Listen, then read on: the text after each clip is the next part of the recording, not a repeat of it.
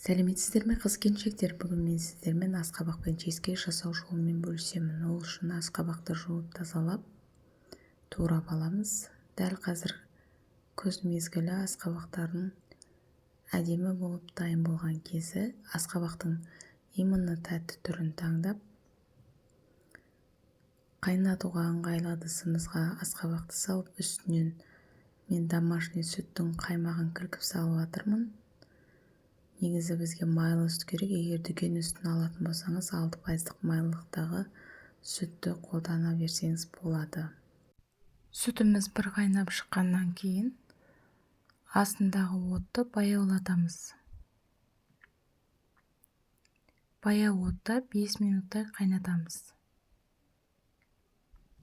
Сүт қайнап, оның буына піскен асқабағымызды осылай пюре қылып езіп аламыз. Езіп алғаннан кейін арнайы ыдысымызбен сүзіп, тағы да бір өткіземіз. Сүзіп алған асқабағымызды суытып, салқын жерге қойып қоямыз. Мұздатқыш ыңғайлы біз үшін. Чизкейктің қамырын дайындау үшін 50 грамдық орташа үлкендіктегі жұмыртқа қажет. Жұмыртқаның үстіне бірден 80 грамм қантты өлшеп саламыз. Үстіне ванильді сақырдан 7 грамм, 6-7 граммдай салып жібереміз. Қанттың үстіне 5-6 грамм лимон қабығын үккіштен өткізіп жіберіп, қосып жібереміз. Ол өз қалауыңызға қарай. Лимон қабығын қосқым келмейді десеңіз, тек шырынын 10 грамм қосамыз. Алдын ала ыдысымызда ерітіп қойған бөлме температурасындағы еріген сондай жұмсақ сары майдан 60 грамм. Барлығын жақсылап араластырамыз.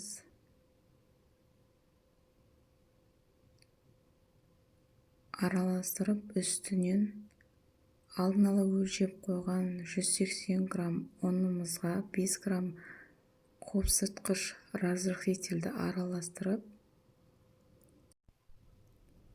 сұйықтығымыздың үстінен ұнымызды салып, араластырып, жұмсақ қамыр етіп жасап аламыз. Қамырымыз тым жұмсақ. Жұмсақ та емес, енді қатты да емес, сондай. Формамызға салған кезде қолымызға ыңғайлы болу керек. Негізі ұндар әртүрлі болады. Дәл қазір қолданып жатқан ұным алтын астық деген ұн. Одан мен 180 грамм қосамын. Кейде пионер алып қолданып жатқан кезімде 150 грамм. Сондықтан сіз илеп жатқанда қамырдың тым қатты емес, тым сұйық та емес, сондай бір қолға жабыспайтын, бір-біріне біріккен қамырды дайын болды деп есептейсіз.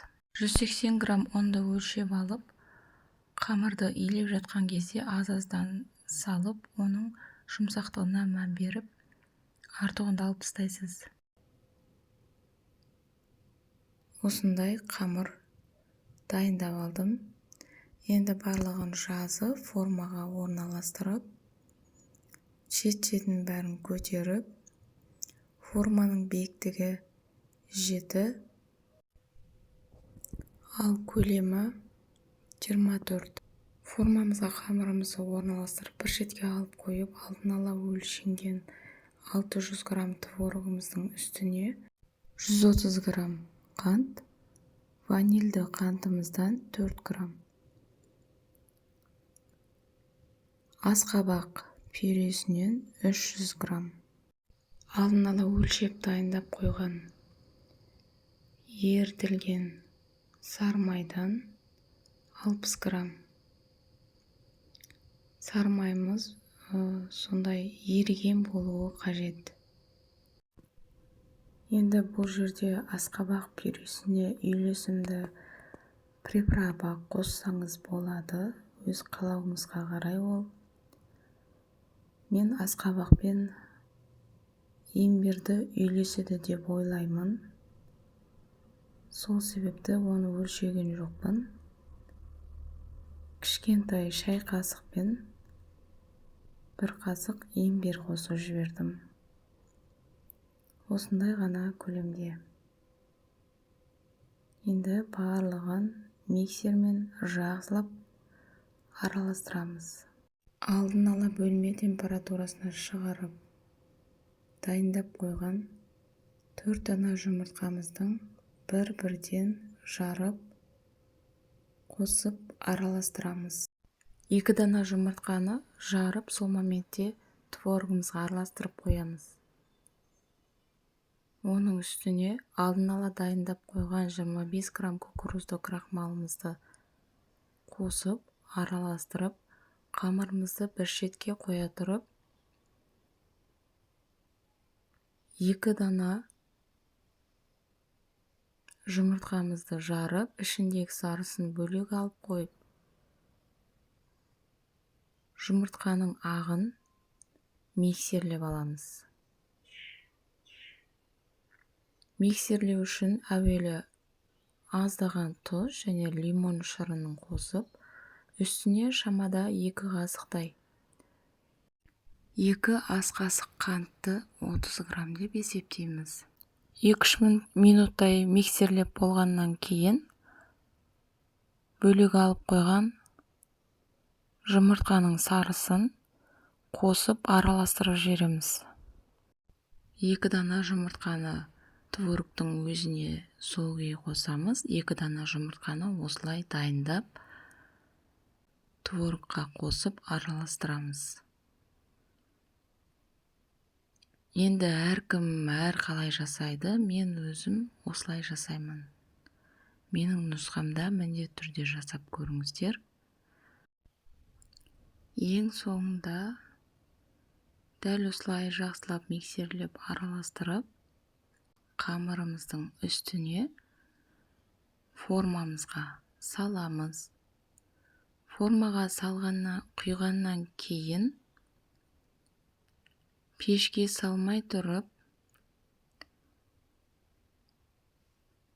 ыдысымыздың жан жағына